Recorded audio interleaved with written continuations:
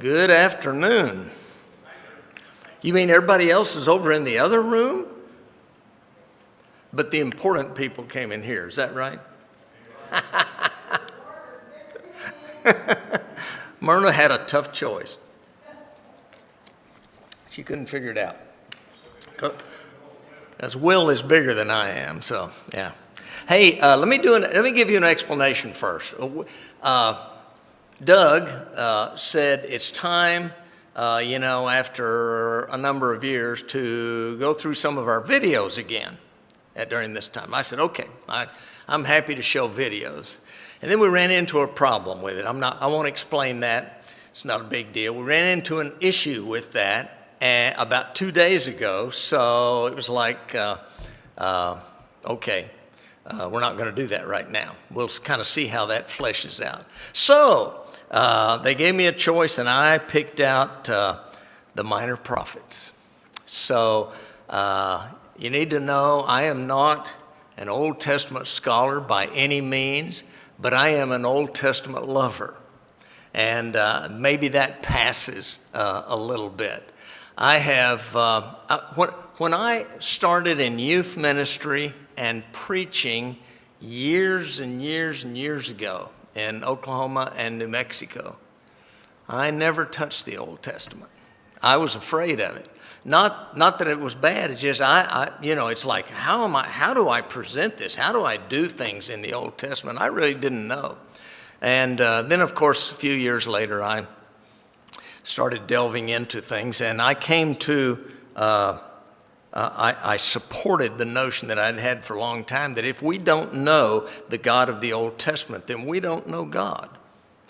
And I don't mean that we couldn't just take the New Testament and convert folks, save souls, live together joyfully in heaven. I get all that. But if we really want a good picture of God, we really need to get into the Old Testament, because that's where we get a feeling for who God is. I get real tickled sometimes,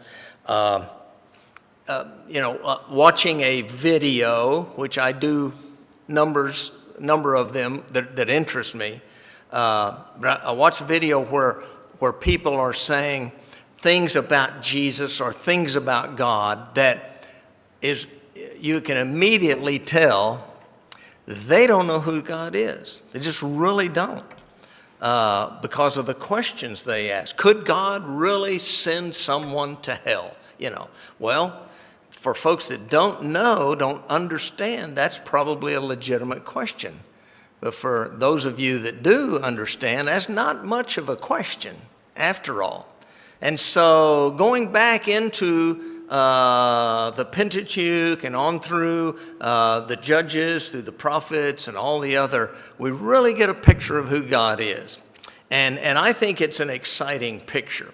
But we get a picture of who God is through the people that he created and through his voice through other people. And so we're going to do some work in the Minor Prophets. And these are folks whom God works through to get a message across, to prophesy, and prophesy is not just a one-dimensional thing, but to prophesy and try to restore folks to where they should be. Restore folks back to some semblance, at least, of decency and of godliness, and sometimes it works. And sometimes it doesn't. God's prophets didn't just prophesy to Israel and Judah. They prophesied to other parts of the world as well. And that's what we're going to look at tonight as we start with Obadiah. Obadiah is the smallest book in the Old Testament. It has one chapter and it has 21 verses, So we'll get into that in a minute. But I thought it was kind of important as we talk about Obadiah, and I don't know if I can finish Obadiah in one evening. We'll see. The thing about Obadiah is his message was to Edom, not to Judah, not to Israel. His message was to Edom, and this came after the split of Israel. You have Saul, David, and Solomon as kings, and when Saul, David, and Solomon were gone, then you have one of Solomon's clerks, or whatever. I'll think of a better word here in a minute. One of his servants, one of the people in his cabinet, I guess. And then you also have Solomon's son, and they wind up dividing the nation. So in the north part of Israel, you wind up with 10 tribes.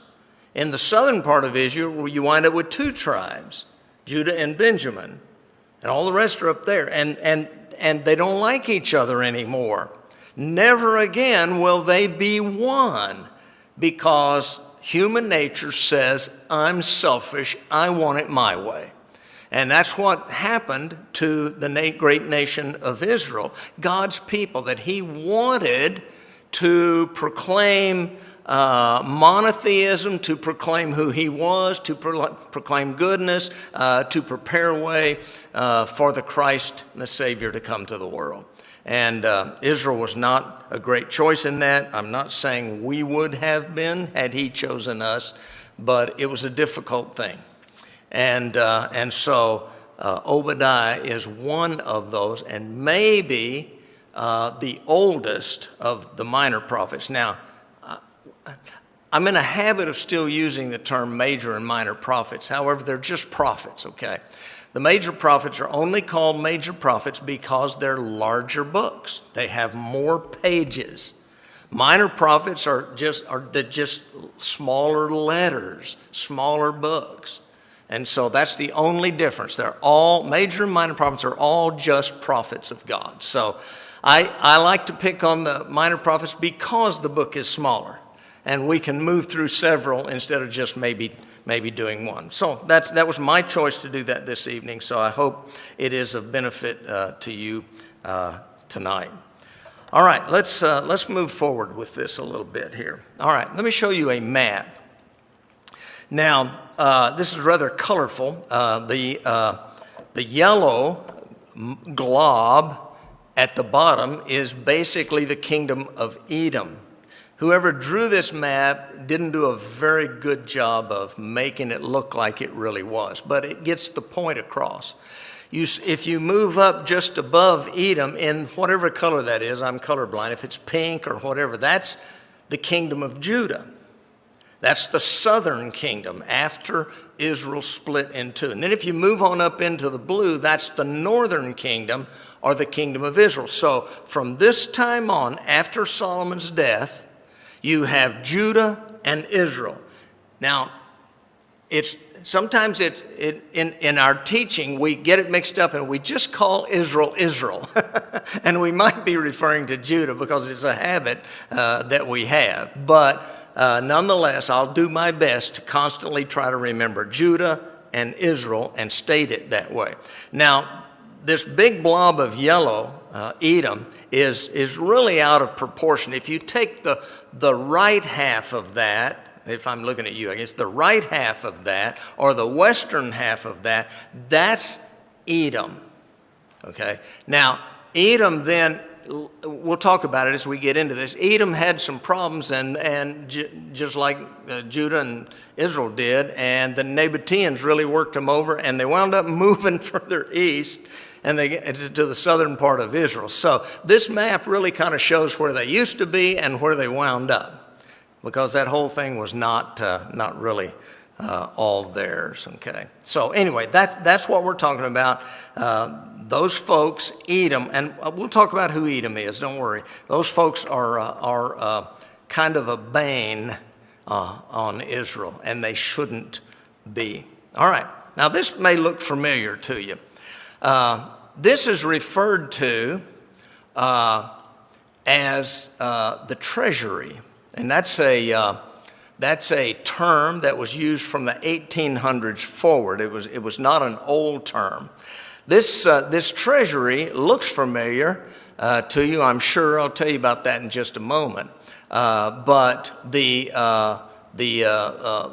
Bedouins of that area in the 19th century, back in the 1800s, used to think that this was a treasury. This had been a treasury. And they thought that crown at the top contained Pharaoh's treasures. They didn't know. I'm sure they just looked at it and they were trying to figure it out. But this is in Edom, okay? Now it's in Jordan. Technically, it was never in Edom because by the time it became Jordan, when the Nabateans took over in about 100 AD, this was built, okay? So this never really belonged to Edom, but it is in that place. If you were going to go and just say, I want to look through old Edom, I just want to go and see what's there and all this would be one of the places you would go. Because, to be honest with you, there's not a whole lot else in that area to see. Now, what does this remind you of? What it reminds me of course, is Indiana Jones. And, one of his episodes about the Holy Grail was filmed partially here. This is where he ran into the old knight who was protecting all of the grails, and they had to figure out which one was Jesus's and all that. Just a fun movie that my wife and I watch at least every 2 years, just because we like good movies like that. Okay, so Indiana Jones, the very end of it was filmed right here. Not when they went inside. To where the knight was, that was not in this building, because this building doesn't have all that much stuff in it. All right, but it is amazing that they could cut that thing out of stone like it was. So this is what Edom actually looks like. Edom was one of those places where, and I'm making this up, Edom was one of those places where if you had a couple of $1,000s in your back pocket, you could walk up and buy it because nobody wanted it. Okay, the country was not, you couldn't farm it. Yeah, you can run some sheep there and do some other things, but this is what it looked like. And it looks like a bunch of rocks to me. But this is where Esau's descendants settled. We'll talk again about that in just a moment. All right. The inhabitants of Edom, as I just mentioned, were called Edomites. And they're the descendants of Esau. Now, how many of you know, just raise your hand, how many of you know who Esau is? Okay, yeah, we got several folks that know who Esau is. Okay, Esau had a twin brother named Jacob. And Esau was the oldest brother. And if you remember the story of these two, Mom liked Jacob, Dad liked Esau. And Esau was a hunter-gatherer, and Jacob was whatever Jacob was. And so Mom liked Jacob, and she talked him into faking himself as Esau, going in and taking some food and something to Dad as he was dying, and getting Esau's birthright. Now, the amazing part of this is God let this happen. So, sometimes when things happen and we say, oh, that's not good, you don't want one of your kids getting an advantage over another child. Well, God had something in mind, and Esau was apparently not part of it. So even though Mom talked him into this, and it seems a bit sinister, which it kind of is, apparently it was okay by God that he do that. So like many siblings, there was a lot of rivalry there. The two boys didn't think alike, didn't dress alike, didn't eat alike, didn't function alike, and there was a lot of conflict there. And that conflict carried on later, much later, centuries later, when Esau's family, descendants, settled in that area that we now call Edom, or we did call it Edom there. Edom then. It doesn't exist anymore. And so that rivalry never really stopped. They made some truces. They made peace once in a while with one another, but it never worked. Unfortunately, it never worked. But God still wanted them to treat each other as brothers, wanted them to get along. God wanted them to like each other. God wanted them to be nice to each other. And rarely did something like that happen.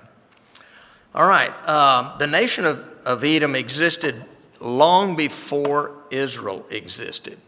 And of course, Esau and Jacob's dad was called Israel by God. Okay, so Israel named after. So these two guys are right at the top when it comes to importance of there being a nation of Israel. These two guys rise right to the very top. The Lord, of course, took Israel out of bondage in Egypt and settled them in the land of promise, as was promised to them. And somehow or another, Esau wound up, his descendants, in a place that they called Edom. But God gave that land to him. All right, now in Numbers chapter 20, Moses and the Israelites asked permission to cross through the land of Edom on their journey out of Egypt. God had told Moses, when you go through Edom, don't conquer it, don't take it, don't war with them, leave them alone. I gave that to them. That's part of your descendants. You know, it's a different limb on the tree, but that's part of it. So don't war with them. And so when Moses got there, he asked for permission to go through, and the king in Edom said, not happening. Not going to let you come through. Again, that brotherly, dissatisfaction with each other, that constant warring with each other, was even passed on to their relatives hundreds and hundreds and hundreds of years later. So they wouldn't let them go through there. So Moses had to take a route that did not take them through that area. Both Saul and David had wars against the Edomites, with David conquering them and forcing them into labor in 1 Samuel chapter 14, which was very common back then. Of course, in world history as well as in biblical history, the thing was, you conquer a nation, you generally would take them into exile, or sometimes you would just set up your government there and put your people in charge, and then those folks would be subjugated. David really brought a lot of the Edomites up to do a lot of the hard work. And so when he conquered them, it was a very special thing. And so during the reign of Jehoram, Edom then rebelled against Judah and set up their own independent king.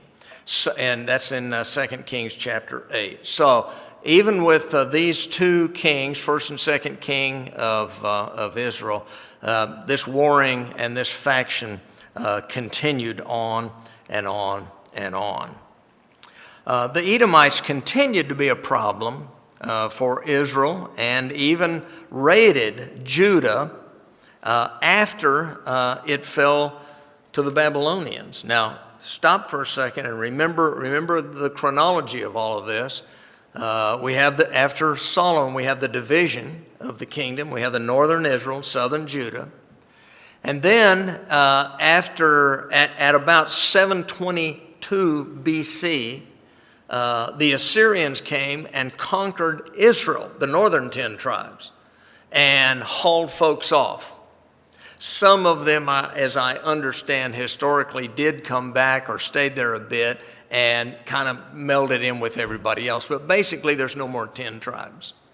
In 586, Babylon under King Nebuchadnezzar came and raided and pillaged and destroyed Judah and Jerusalem.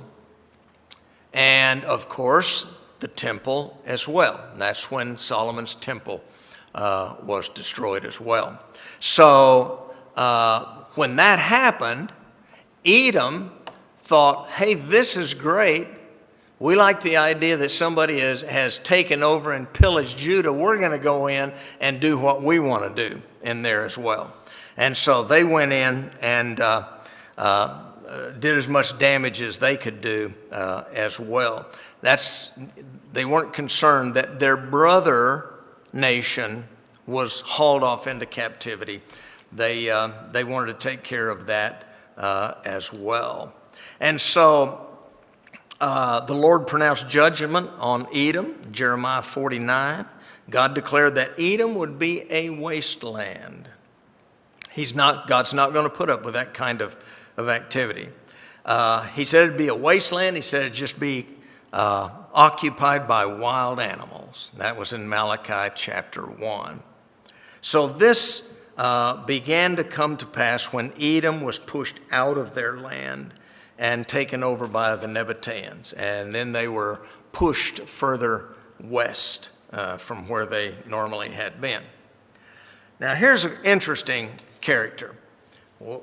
We read about Herod the Great in the New Testament, not in the Old Testament. Because after the prophet Malachi in about 400 BC, we had no more writings. It's kind of called the silent period. It's called the period between the testaments. And not until Jesus came and later Matthew, Mark, Luke were writing about him. There was nothing written during that period of time. Well, Edom, the Edomites, had by the Greek Empire had been taken over, just like Israel, the Judah, just like all that area had been taken over. And the Greeks called it Idumea. That's the Greek word for Edom, Idumea. So Herod the Great came from Idumea.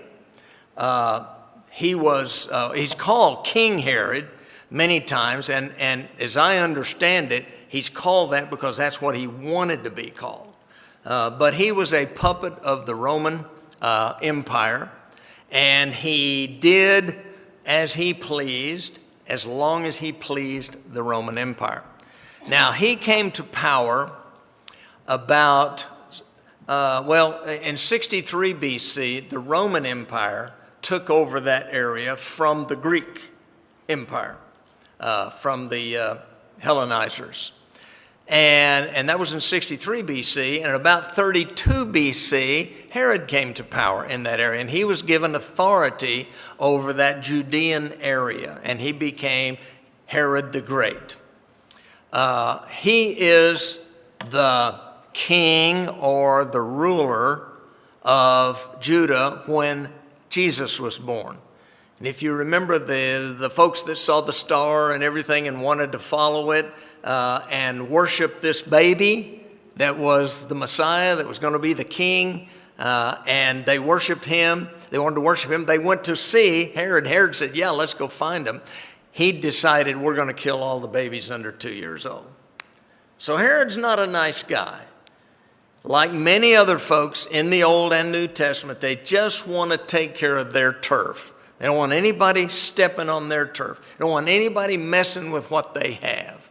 And so he was an Idumean. So it's kind of interesting that at this point in the history of Israel, the whole Israel, Judah and Israel together, in this part of the history, that they ultimately are ruled by an Edomite.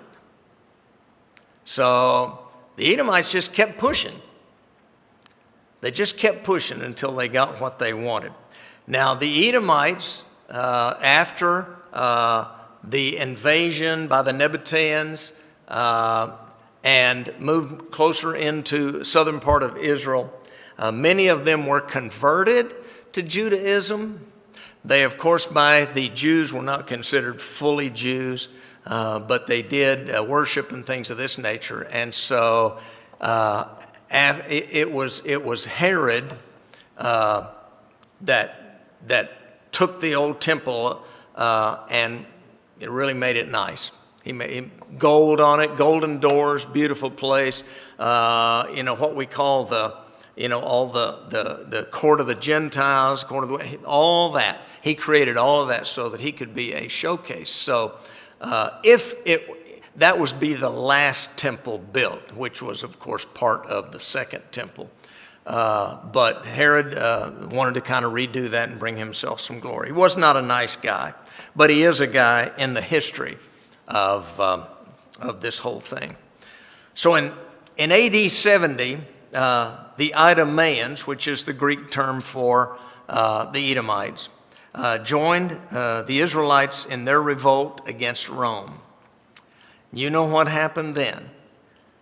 That's when Rome says, enough. And Rome took out Jerusalem, destroyed the temple, destroyed everything there, and scattered folks everywhere. There were many within the Israelite nation that were happy, not happy, but they were happy to get along with Rome and try to just do what they could and leave Rome alone, and we'll do our thing and Rome will do theirs. And there were many who said, no, this is the promised land of God that God gave us. This is our land.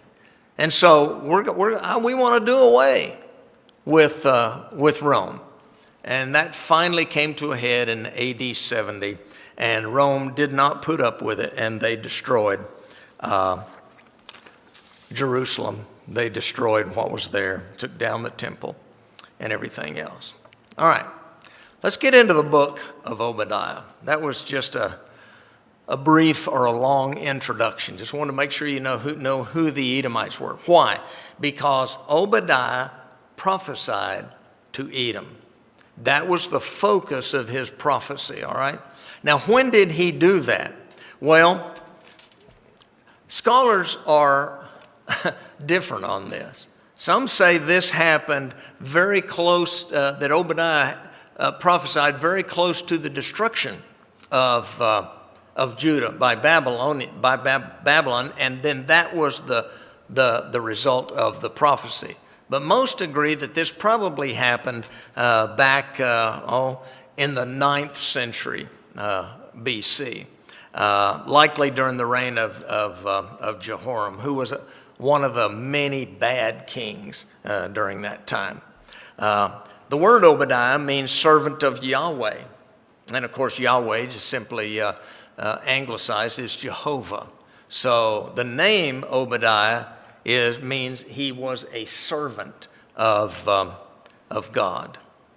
There were, however, 13 different people in the Old Testament named Obadiah.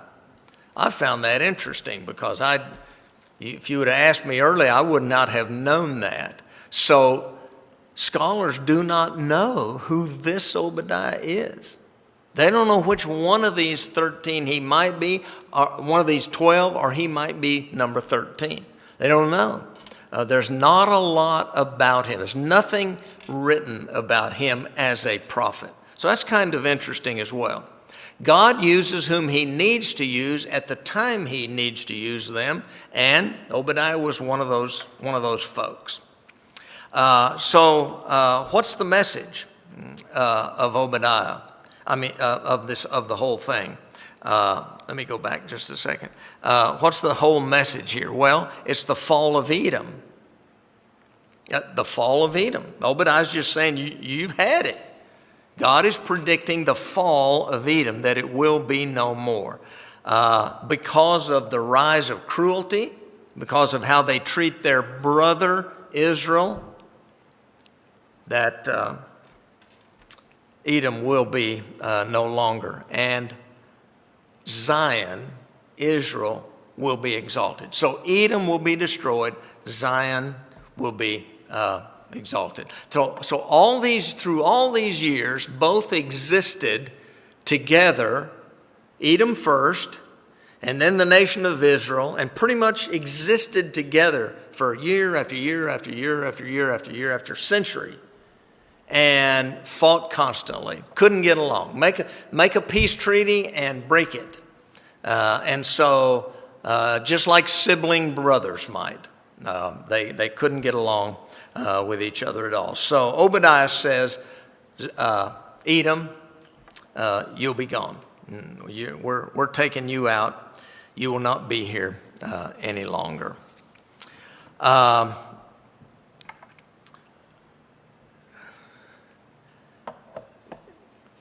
mentioned earlier that Obadiah could be the very first of the minor prophets, and that his name means servant of Yahweh. But the main focus here is that Obadiah is predicting the fall of Edom. The prophets in Israel, Judah, didn't just speak to Israel, Judah. Who did Jonah speak to? Nineveh, okay? So we have prophets speaking all around. God is putting his will out there and telling them ahead of time what's getting ready to happen. Okay, so after the prophecy of Obadiah, the Edomites were overcome, as I mentioned earlier, by the Nabateans. They're from northern part of Arabia,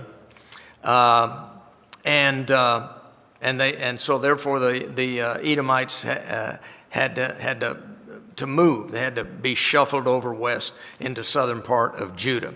So around 100 BC, they were conquered by John Hyrcanus. Very interesting. If you haven't read, and it's not really big and apropos to the story of God, but if you haven't read about the Maccabees, it's a very interesting read. Because of the Maccabees and others, that's when things tensed up with Rome, and Rome finally wiped them out. But John Hyrcanus was a part of this movement. And it was a very powerful movement, apparently. Judas Maccabeus slew 20,000 of them, and the remainder of the forces of Edom were forced to be circumcised. So it's like you have the kingdom of Israel with all the laws. You have Edom that's we kind of like your laws. We'd kind of like to be there. And John Hyrcanus in the Maccabean rule forced them into this. So as such, they were obviously nominal Jews and proselytes. And of course, Herod was one of those. By 100 AD, now we're past the birth of Jesus. By 100 AD, Edom as a race and a nation had become totally lost to civilization. Gone. Very much like the northern kingdom, the 10 tribes of Israel. Not that some of those folks didn't survive, but nobody knows about it. Edom, in about the year AD 100, ceased to exist as a nation and became lost in history. Know nothing else about them. So Edom is gone. So the prophecies of Obadiah came true literally hundreds of years after he prophesied them. So what's the reason for Obadiah's prophecy? It's the coming judgment on Edom. The reason for the judgment was the violence and unbrotherly conduct of the Edomites toward Israel. God gave Esau land. God made him a large nation just like he did Jacob. And so that was his. God gave it to him. But he couldn't behave himself. Did you ever have a child that you gave something nice to them and they just couldn't behave themselves with it and you had to take it away? Well, that's almost where we are in this situation. It's almost where we are. Let's read a little bit. Let's read a little bit. If you're open to Obadiah, he's only 21 verses. Comes right before Jonah. Okay, we don't have much time. All right, let's read a little bit of this and we'll pick it up next week. Beginning in verse 1. Here we go. This is what the sovereign Lord says about Edom. We have heard a message from the Lord. An envoy was sent to the nations to say, rise and let us go against her for battle. See, I will make you small among the nations. You will be utterly despised. The pride of your heart has deceived you. You who live in the cliffs of the rocks, remember the picture of how craggy and mountainy and rocky the whole area was. You who live in the cliffs of the rocks and make your home in the heights. You who say to yourself, who can bring me down to the ground? Though you soar like an eagle and make your nest among the stars, from there I will bring you down. What was one of the attributes of Edom? They thought a lot about themselves. They thought a lot of themselves. They thought they were pretty good. And if you think about that craggy, rocky area where they lived, that's not a bad place to set up a kingdom. Why? Nobody else wants it. And you've got a lot of places you can fortify against an enemy coming in. I mean, who wanted to climb up some of those nasty rocks and all that just to get to Edom? What did they have that anybody else wanted? They thought they were pretty good. They thought we have it all and we're about it. And the only people they apparently historically challenged was Judah. They just had to go against their brother.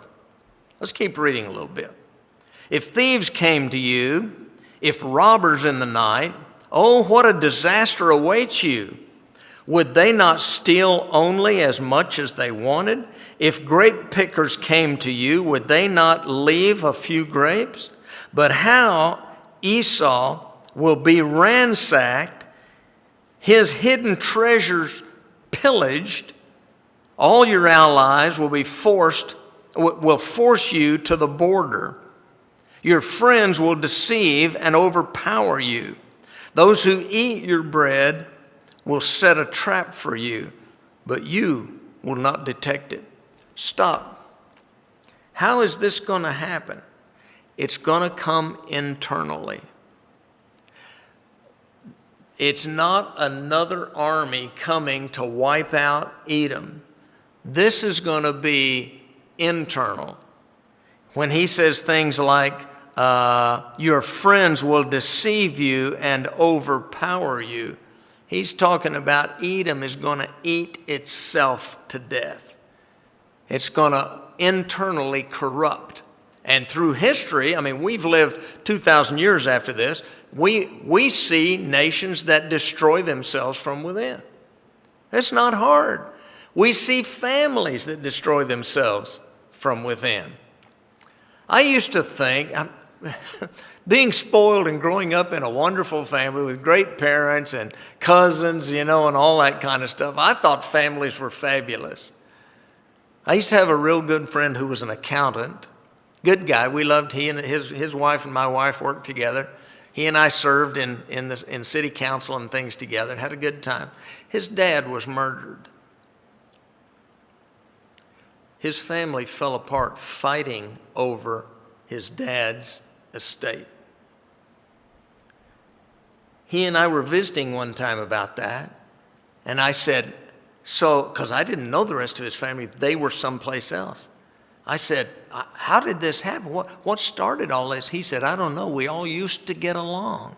We used to have Christmas together. We used to eat Thanksgiving dinner together. We used to do this and this and that. But when the dollar bill rose, the family fought one another.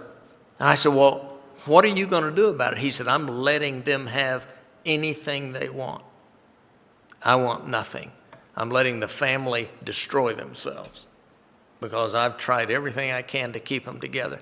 Isn't it interesting how something you think this is good, this is wonderful, and yet internally corruption gets it. That's what Edom's problem was. That's what Israel's problem was. That's how the division came after Solomon's reign. They destroyed themselves. They split up. One part of the family went one way, another part of the family went another way. And it was sad. Verse 8. In that day, declares the Lord, will I not destroy the wise men of Edom, men of understanding in the mountains of Esau? Your warriors, O Teman, will be terrified, and everyone in Esau's mountains will be cut down in the slaughter because of the violence against your brother Jacob. You will be covered with shame. You will be destroyed forever. On the day you stood aloof while strangers carried off the wealth, and foreigners entered your gates and cast lots for Jerusalem, you were like one of them.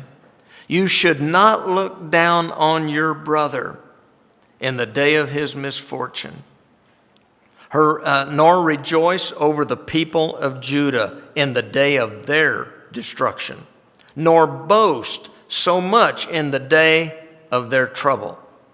You should not march through the gates of my people in the day of their disaster, nor look down on them in their calamity, in the day of their disaster, nor seize their wealth in the day of their disaster.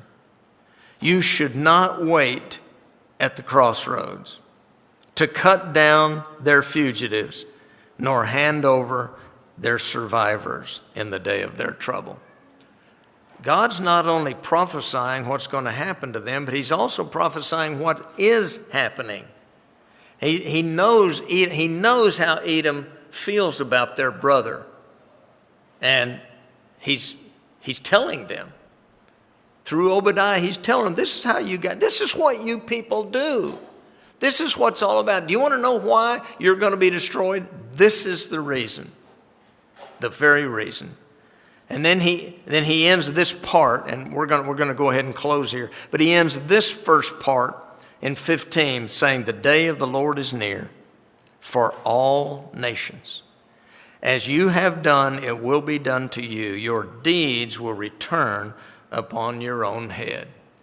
Wow. Now, that's a piece of wisdom that we can take, not just for some nation someplace, but for ourselves as well. The day of the Lord is near for all nations. As you have done, it will be done to you. Your deeds will return upon your own head. That's what's getting ready to happen to Esau's people. Esau's people are getting ready not to be a people anymore. Let's pray and close this out. Dear God in heaven, thank you so much for a good day today. We love you so much. We bow before you. We ask for your guidance in our lives. We ask for your continued blessings in our lives. As we read Obadiah, we see how things can fall apart. We see how evil people can be. We pray, Lord, that we always look after our brothers and sisters. We pray, Lord, that we are strengthened in that and that we care about one another, even if we don't necessarily agree on everything. Be with us in that, Lord. In Jesus' name, amen. Doug, is there a devotional? Okay, all right.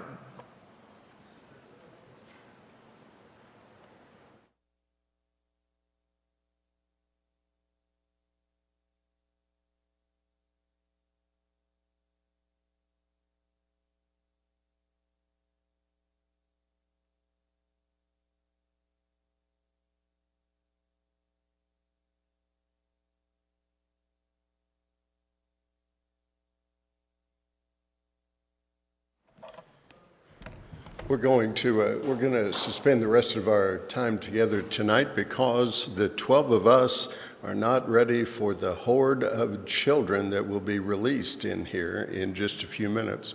So we're going to come up with a better plan next week when the classes get out at 7:45 and the other class continues until 8 o'clock.